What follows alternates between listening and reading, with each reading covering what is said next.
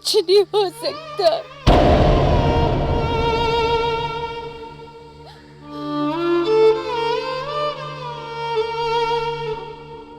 मेरी कोख पर श्राप है, मेरी कोख पर श्राप है। हम कभी संतान को जन्म नहीं दे सकते।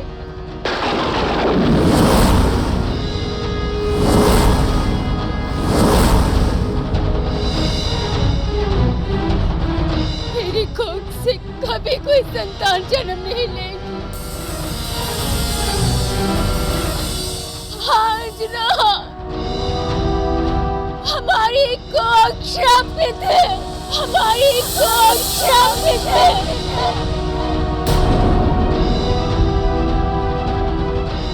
श्रापित है, श्रापित है।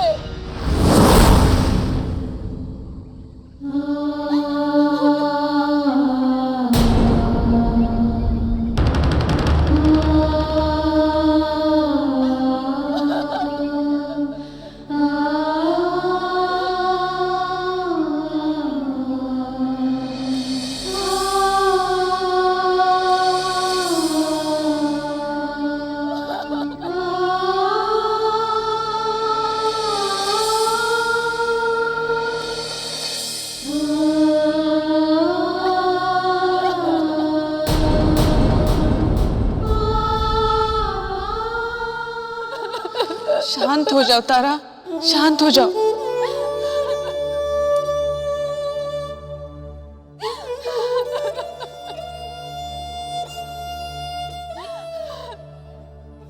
ये सब कैसे हुआ? और इस श्राप के बारे में तुमने मुझे पहले कभी बताया नहीं। तुम्हें इस श्राप किसने और कब दिया? अंजना, हम भी नहीं जानते कि ये श्राप हमें कब और कहाँ मिला था, किंतु बहुत समय पहले एक ऋषि किष्किंधा आए थे। जब उन्हें हमने अपने संतान के बारे में पूछा तो उन्होंने हमसे कहा कि हम पर श्राप है, हम कभी मां नहीं बन सकते। ये तो बहुत बुरा हुआ। तुम जैसे सरल हृदय स्त्री से किसे शत्रुता हो सकती है? पता नहीं अंजना, हमने कभी किसी का बुरा नहीं चाहा, फिर ना जाने क्यों हमें कौन से कर्मों का फल मिल रहा है। तुम चिंता मत करो तारा, इस श्राप से मुक्त होने का कोई ना कोई उपाय तो अवश्य होगा। मैं भी तो निसंतान थी, किंतु मतंग ऋषि के आशीर्वाद से आज मैं मां बनी हूं। मतंग ऋषि बड़े ही तपस्वी ऋषि हैं। तुम मेरे साथ उनके आश्रम चलो, उनके पास तुम्हारे इस श्राप से मुक्त होने का कोई ना कोई उपाय अवश्य होगा। नहीं अंजना, ये कभी नहीं हो सकता। हम मतंग ऋषि के आश्रम नहीं जा सकते। ये क्या कह रही हो? क्यों नहीं जा सकती तुम आश्रम में? क्योंकि मतंग ऋषि महाराज पाली से रुष्ट है। क्या? मतंग ऋषि महाराज वाली से रुष्ट है? किंतु क्यों? बहुत पुरानी बात है। एक समय महाराज पाली एक शत्रु विनाशक अनुष्ठान करवा रहे थे और वो अनुष्ठान मतंग ऋषि के हाथों से ही पूरा करवाना चाहते थे। आइए ऋषिवर मतंग, हम आपकी ही प्रतीक्षा कर रहे थे। बाली, तुमने हमें यहाँ क्यों बुलाया? ऋषिवर, इन दिनों हमारे क्षेत्र में शत्रु प्रबल हो गए हैं, इसलिए हमने शत्रु विनाशक अनुष्ठान का आयोजन किया है। और मुझे ज्ञात है कि इस समय पृथ्वी पर आपसे अधिक ज्ञानी ऋषि और कोई नहीं। इसलिए हमने ये निर्णय लिया है कि इस अनुष्ठान को आप ही पूर्ण करेंगे। बाली, तो तुम्हें यह भी ज्ञात नहीं कि अनुष्ठान के लिए ऋषियों को कैसे बुलाया जाता है? हम तुम्हारे सेवक या दास नहीं, और जिस तरह से तुमने हमें यहां बुलाया है वो अनुचित है। तुम्हारे सैनिकों ने हमारे आश्रम में उपद्रव मचाया, हमारे तप को भंग किया। मतंग ऋषि, हम इस क्षेत्र के राजा हैं और हमें कोई नहीं सिखाएगा कि हमें क्या करना है और कैसे, समझे?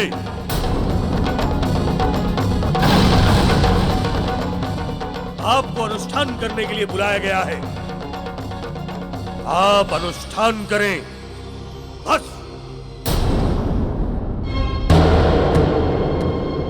तो बाली, ये भली भांति जान लो, पूजा, अनुष्ठान और यज्ञ आदेश देकर नहीं कराए जाते। इसके लिए श्रद्धा और भक्ति की आवश्यकता होती है। मतंग ऋषि, मैं ये अनुष्ठान करवा रहा हूं, ये हमारी श्रद्धा है, और इस अनुष्ठान को पूर्ण करने के लिए हमने आपको बुलाया है। ये हमारी आपके प्रति भक्ति ही समझिए। लगता है ब्रह्मदेव से वरदान पाकर तुम उन्मत्त हो गए हो। बल के अहंकार ने तुम्हारा विवेक हर लिया है, इसीलिए भक्ति और श्रद्धा की नई नई परिभाषाएं कर रहे हो। ऋषिवर, आपका थोड़ा सा तप भंग हो गया तो इसमें इतना अधिक बोलने की क्या आवश्यकता है? आप हमारा अनुष्ठान संपन्न करवाइए और फिर से जाके तप पे बैठ जाइए। हमारे सिपाही जाएंगे और आपको सुरक्षा देंगे।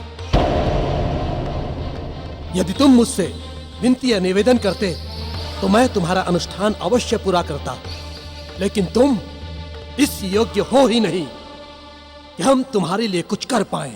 ऋषि मतंग,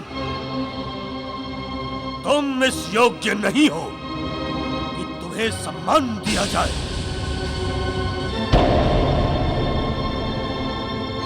हमारे जैसे राजा ने तुम्हें आदर देना चाहा, किंतु तुम ऋषियों के साथ असुर जो कुछ भी करते हैं ना, वो ठीक ही करते हैं। बाली, ये तुम नहीं, तुम्हारा अहंकार बोल रहा है। यदि हम चाहते तो तुम्हारे उदंड सैनिकों को वही दंड दे सकते थे, लेकिन हम जानना चाहते थे कि तुमने हमें यहां बुलाया क्यों है। बहुत बोल लिया ऋषि मतंग, चले जाओ यहां से। तुम्हारे जैसे बहुत ऋषि मिल जाएंगे हमें अनुष्ठान करने के लिए। जाओ यहां से। जाता हूं, किंतु एक बात ध्यान रखना कि भविष्य में मेरे समक्ष कभी मत आना और मेरे आश्रम के आसपास कभी दिखाई नहीं देना, वरना तुम्हारे लिए अच्छा नहीं होगा। चले जाओ यहां से, नहीं तो हमारे सर पर एक ऋषि की हत्या का दोष लग जाएगा। जाओ।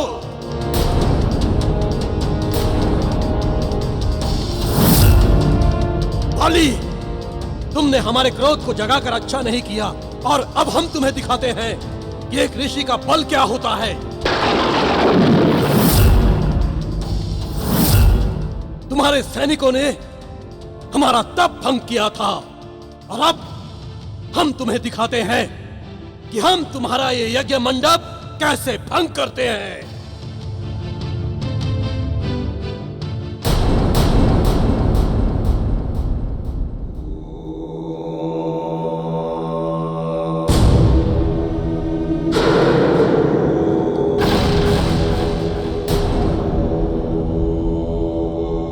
क्षमा ऋषिवर, क्षमा। अपने क्रोध का त्याग कीजिए। मैं बाली भैया की ओर से आपसे क्षमा मांगता हूं।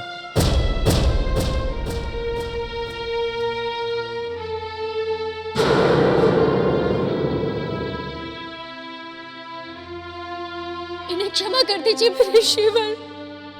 आप तो महायोगी हैं, क्रोध करना आपको शोभा नहीं देता। इनकी अज्ञानता के लिए हम आपसे क्षमा मांगते हैं, हम आपसे क्षमा मांगते हैं।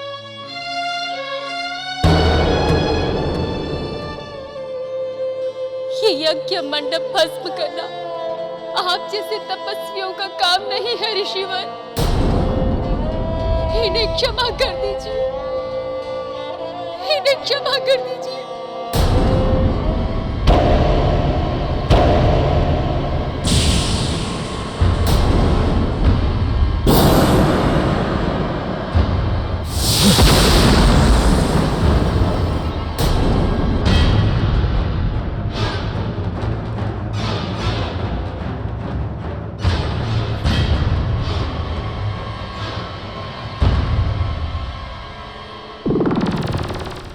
उस दिन तो उनका क्रोध किसी तरह शांत हो गया, किंतु तब से वो हम सब से रुष्ट हो गए। हम और महाराज पाली उनके आश्रम नहीं गए।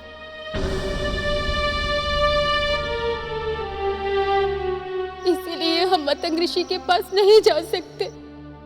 किंतु तारा, तुम यदि अपनी पीड़ा मतंग ऋषि को सुनाओगी तो वो तुम्हें क्षमा कर देंगे। वो बहुत ही सरल हृदय ऋषि है, और ऋषि तो कभी किसी से बैर नहीं रखते। किंतु अंजना, तुम तो जानती हो हम महाराज पाले की अनुमति के बिना कहीं नहीं जाते। महाराज पाले मतंग ऋषि के आश्रम जाने के लिए अनुमति नहीं देंगे।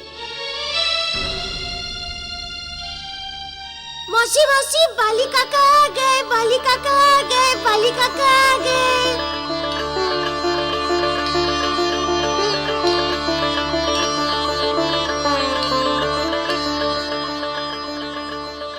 मौसी, जिस श्राप के कारण आप इतनी दुखी हैं, उसका साक्षी इस संसार में केवल मैं ही हूँ। मैं उस श्राप के बारे में सब जानता हूँ। क्यों वो श्राप दिया गया, किसने दिया और कब दिया, ये मेरे अलावा और कोई नहीं जानता।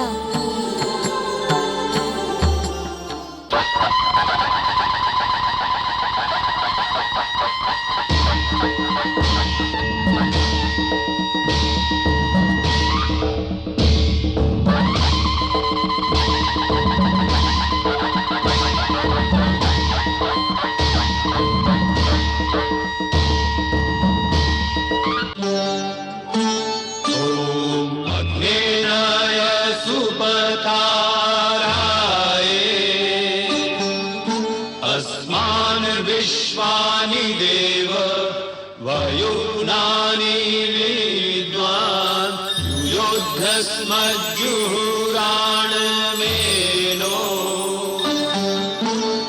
भूयिष्ठान्ते नम उक्तिं विधेम। ॐ स्वस्ति न इन्द्रो वृधश्रवाः स्वस्ति न पूषा विश्ववेदाः स्वस्ति नस्तारक्षो अरिष्टनेमि स्वस्ति नो बृहस्पतिर्दधातु। ॐ संगच्छध्वं संवदध्वं संगो मनांसि जानताम् देवाभागं यथा पूर्वे संजानाना उपासते। ॐ द्यौः शान्तिरन्तरिक्षगुं शान्तिः पृथिवी शान्तिरापः शान्तिरो। चलिए महाराज बाली, आइए। महाराज बाली, रावण महाबली तो है ही, महामायावी भी है। उसके माया को तोड़ना इतना सहज नहीं रहा होगा।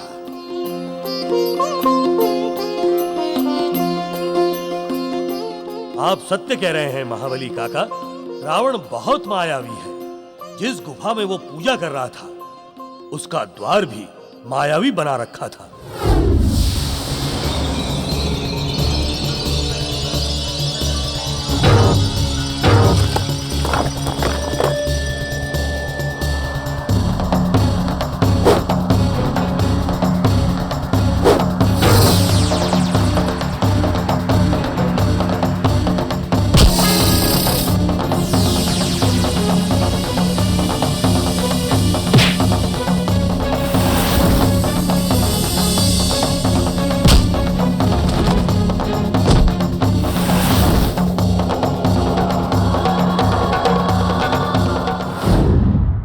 और अंततः मैंने रावण को उठाकर लंका की ओर फेंक दिया।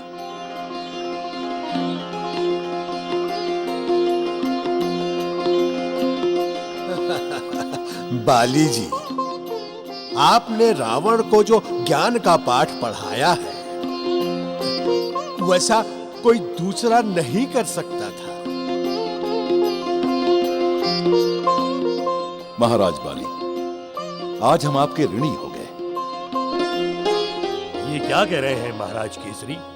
ऋण तो हमारे ऊपर था। मैंने रावण के बहकावे में आकर अपने ही कुल के गौरव मारुति को मिटाने का प्रयास किया था।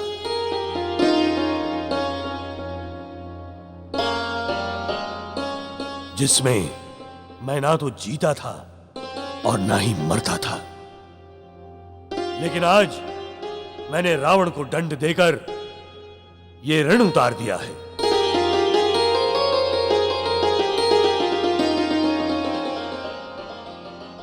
महाराज बाली, आप एक मित्र ही नहीं, बड़े भाई की तरह हैं।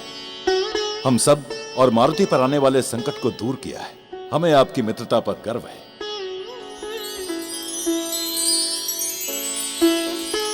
किंतु ये तो अच्छा नहीं हुआ।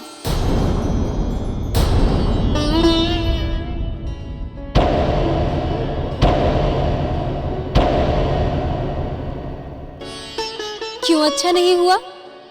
अब असुर तुम्हें तंग नहीं करेंगे, भय के मारे यहाँ आएंगे ही नहीं। यही तो अच्छा नहीं हुआ। वे जब आते थे तो उन्हें मार मार के भगाने में बड़ा आनंद आता था।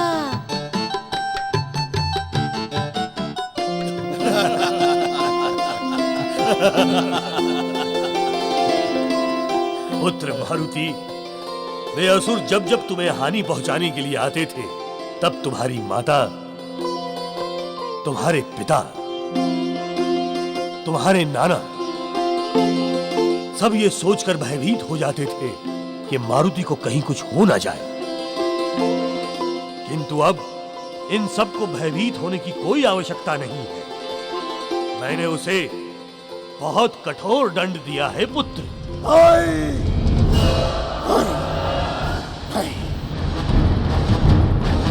ऐसा नहीं हो सकता।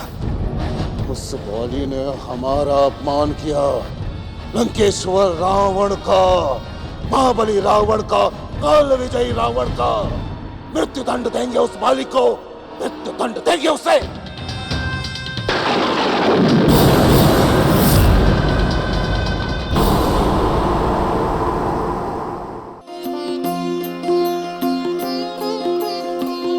तारा, मैंने तुम्हारे लिए पूरियां, मालपुआ और कचौरियां रखवा दिए हैं। और ये लो, मारुति ने तुम्हारे लिए विशेष लड्डू भेजे हैं। मारुति हमारा कितना ध्यान रखता है ना। ये सब करने की क्या आवश्यकता थी? किष्किंधा पहुंचने में समय लगता है तारा। जाने की तैयारी लगभग पूरी हो गई है। एक बार देख लूं, कुछ छूट तो नहीं गया? छूट तो बहुत कुछ जाएगा तारा। हमारे साथ बिताए हुए वो सुख दुख के पल, मारुति की ममता, इस सब को तुम कैसे ले जाओगी?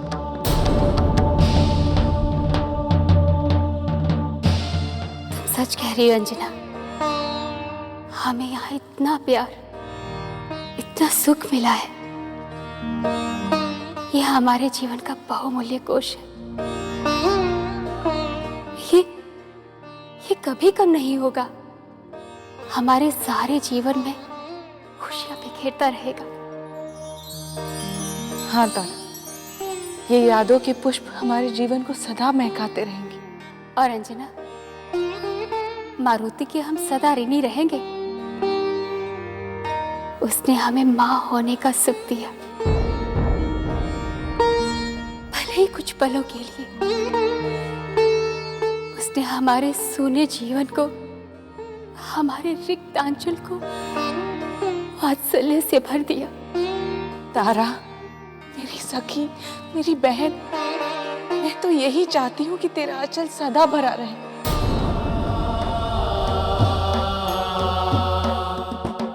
ने जो तुमसे कहा, तुमने इस पे विचार किया?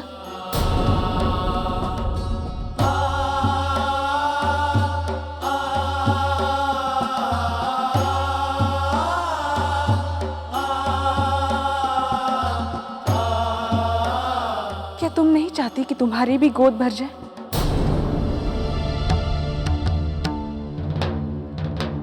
कि तुम्हारे में भी आंगन में किलकारियां गूंजे, एक नन्हा शिशु तुम्हारे साथ खेले, तुम्हें मां कहकर पुकारे।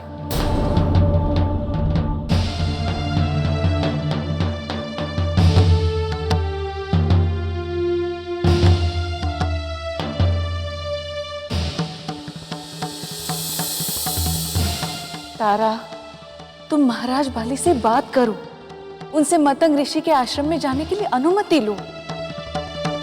मुझे विश्वास है वो मना नहीं करेंगे। नहीं अंजना, महाराज बाली मतंग ऋषि आश्रम जाने की आज्ञा नहीं देंगे। तो एक पत्नी नहीं, एक मां बनकर अपने सोने आंचल की दुहाई देकर उनसे अनुमति लो। तारा, सोचो, भगवान ने स्त्री को मां बनने का वरदान दिया है। स्त्री जब तक मां नहीं बन जाती तब तक वो पूर्ण नहीं होती। स्त्री जब तक मां नहीं बन जाती पूर्ण नहीं होती। अब ये तुम्हारे हाथ में है कि तुम महाराज बाली को कैसे मनाती हो।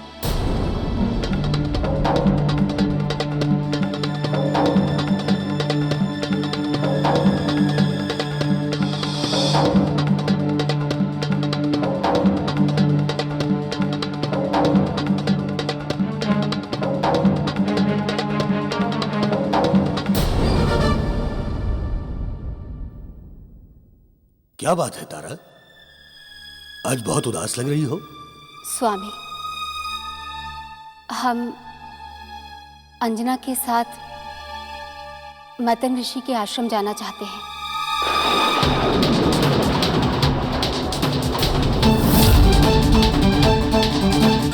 बाली, तुम एक बात ध्यान रखना, भविष्य में मेरे समक्ष कभी मत आना और मेरे आश्रम के आसपास कभी दिखाई नहीं देना।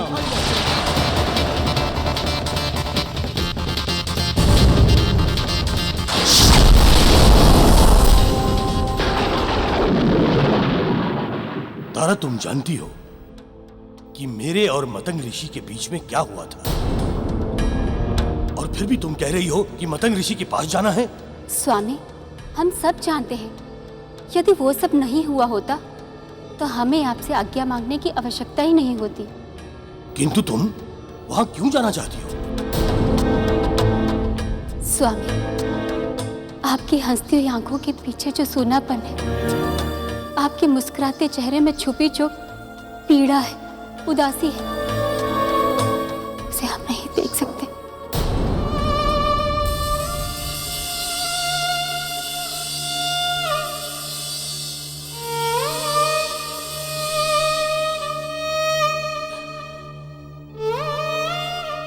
ये तुम क्या कह रही हो?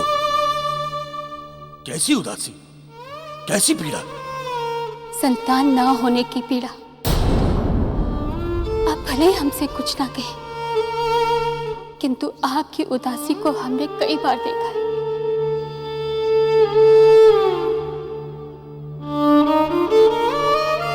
किंतु तारा,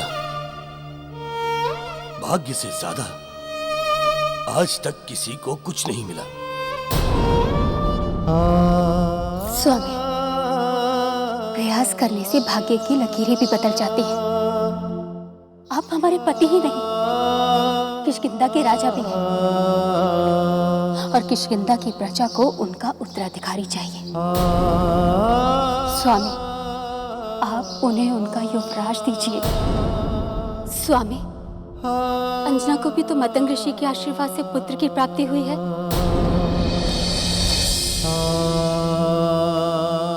तारा, तुम तो जानती हो ना कि मैंने मतंग ऋषि के साथ कैसा व्यवहार किया था। फिर भी तुम वहां जाने के लिए कहती हो, कैसे तुम्हें आज्ञा दूं? महाराज बाली, प्रयास करने में क्या बुराई है?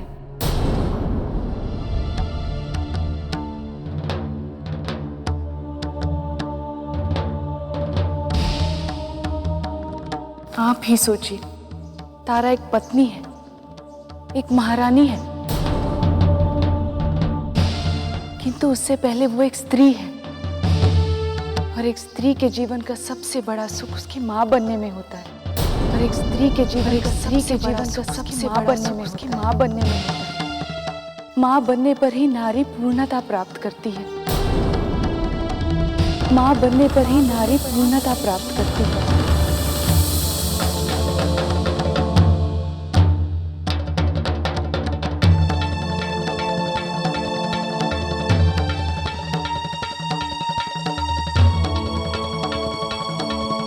मुझे क्षमा कर दो तारा।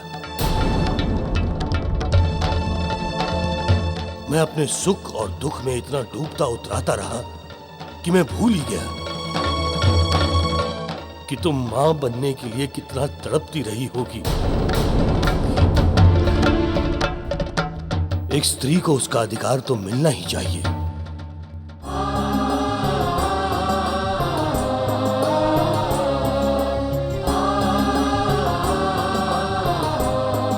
लेकिन वहां जाने के लिए हमें मत कहना।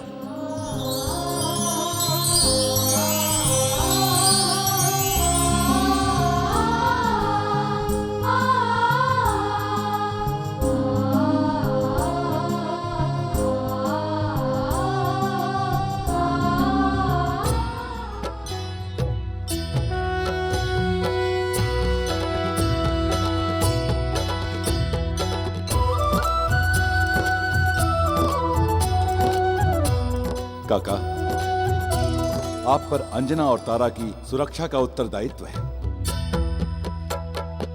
आप ही को इनकी सुरक्षा करनी होगी। केसरी पुत्र, तुम निश्चिंत रहो। अब तो असुर भी भयभीत हो गए हैं। और फिर असुर के लिए हम भी तो है काका।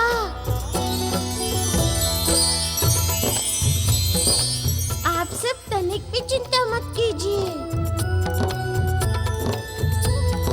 माँ और मौसी की सुरक्षा हम और काका कर लेंगे।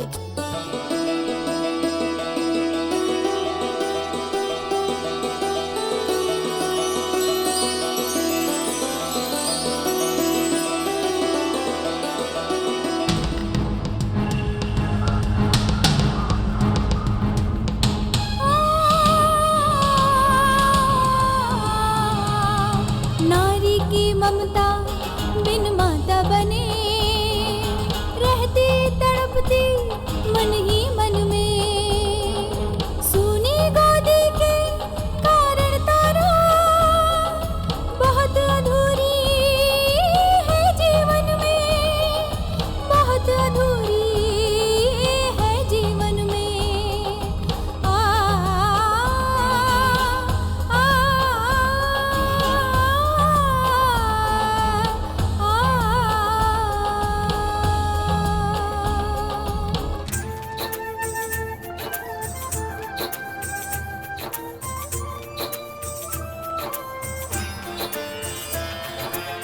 किसी अधूरे पन को मिटाने चले मतंग आश्रम को तारा।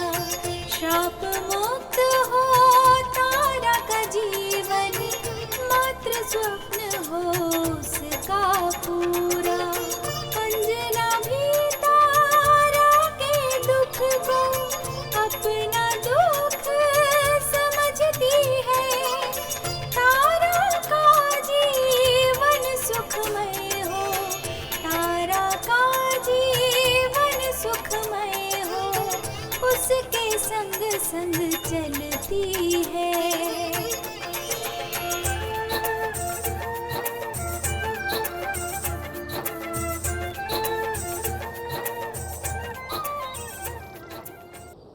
रुक जाओ सब। मारुति, क्या हुआ? क्यों रोक दिया सबको? माँ और मौसी के आगे आगे मैं चलूंगा और काका आप इनके पीछे चलिए। ऐसा क्यों मारुति? क्योंकि इनकी सुरक्षा का भार हम पर है। हमें अंगरक्षकों की तरह चलना होगा। इसीलिए मैं आगे से सुरक्षा करता हूँ, आप पीछे से सुरक्षा करना। अच्छा महाराज, जैसी आपकी आज्ञा।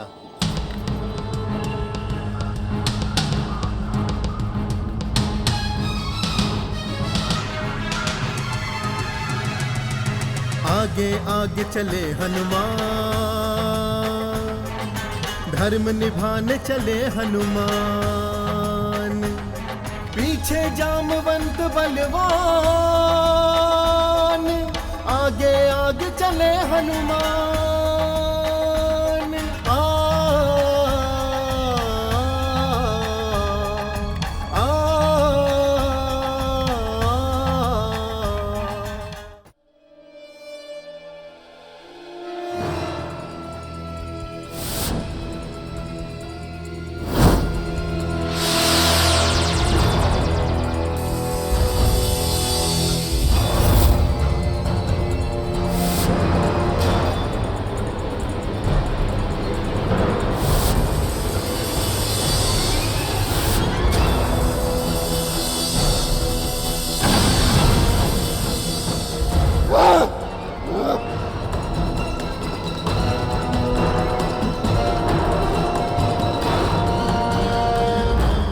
आज तेरा वो अहंकार टूट गया ना कि तुझे कोई नहीं हरा सकता।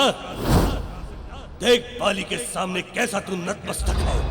देख, जब भी संसार में तू किसी से जीतेगा तो मेरे द्वारा दी गई हार तुझे याद आएगी।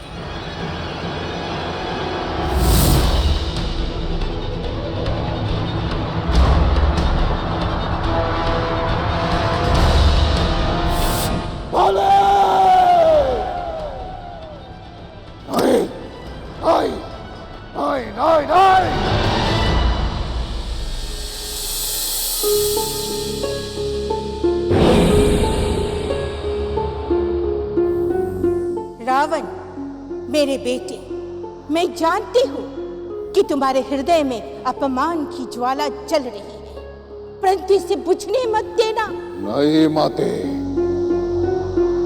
ये ज्वाला कभी नहीं बुझेगी।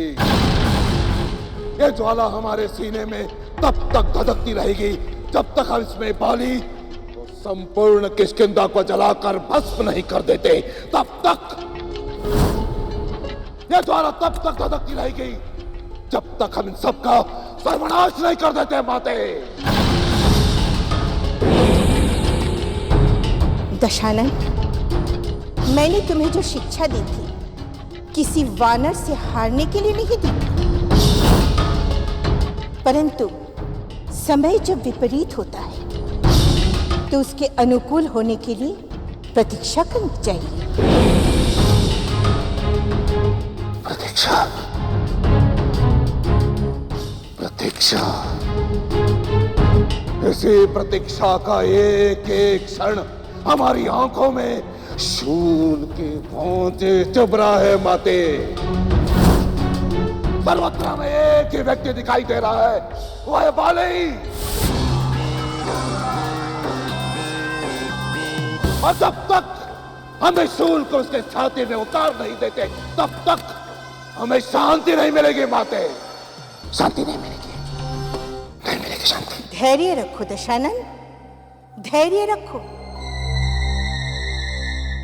वो समय शीघ्र आएगा जब वो बाली और वो वानर बालक मारुति तुम्हारे पैरों पर पड़े होंगे और अपने प्राणों की भीख मांग रहे होंगे। प्रतीक्षा, प्रतीक्षा कर उस दिन की। माते, वो दिन कब आएगा? कब आएगा वो दिन? आएगा, अवश्य आएगा, अति शीघ्र आएगा। क्योंकि अब मैं एक ऐसी योजना बनाऊंगी कि संसार में तुम्हारी विजय पताका तीनों लोकों में फहरा उठेगी।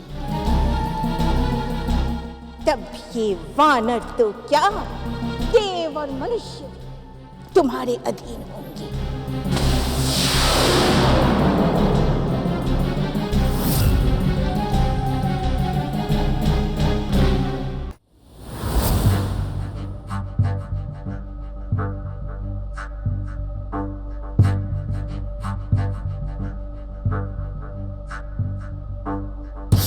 रावण, इस जलकुंड में अपना प्रतिबिंब देखो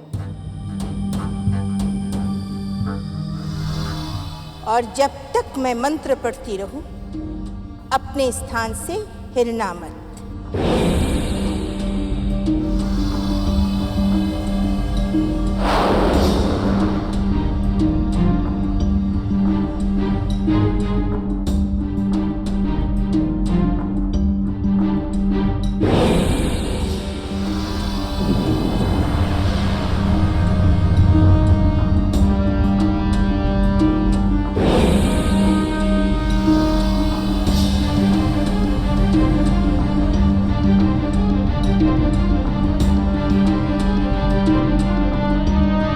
जल में देख अपनी परछाई,